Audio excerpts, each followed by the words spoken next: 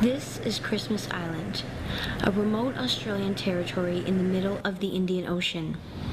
It's located 360 kilometers south of Indonesia and 2,600 kilometers from Perth in Western Australia. The massive immigration detention center behind me on Christmas Island is where asylum seekers are held after they arrive in Australian territory by boat, mostly from countries such as Indonesia and Malaysia.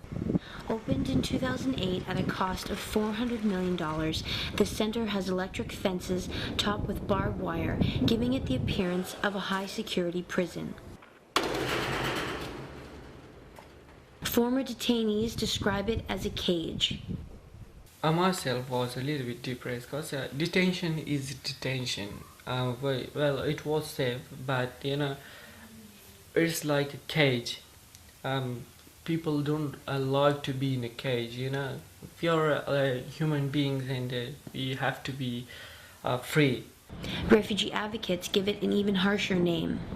We dubbed it Australia's Guantanamo Bay because that suggestion that asylum seekers are terrorists, and also the government's clear intention as a deterrent to lock people up indefinitely without trial and without charge.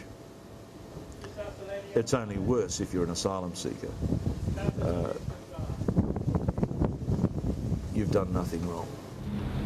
But Australia's Department of Immigration insists these people are not in prison, only detained while their refugee claims are being assessed.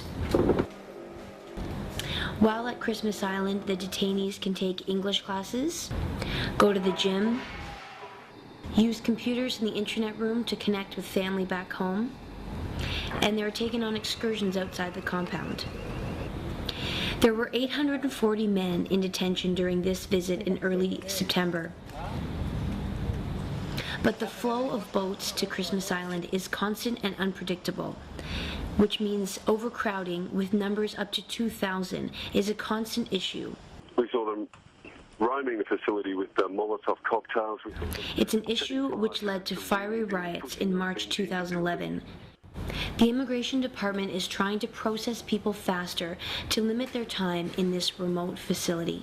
Over time, we've recognized in recent years that with overcrowded conditions on Christmas Island, which resulted in non-compliant behavior, riot, and some serious vandalism, some serious damage, that it was in all of our best interests that we maintain numbers at a manageable level.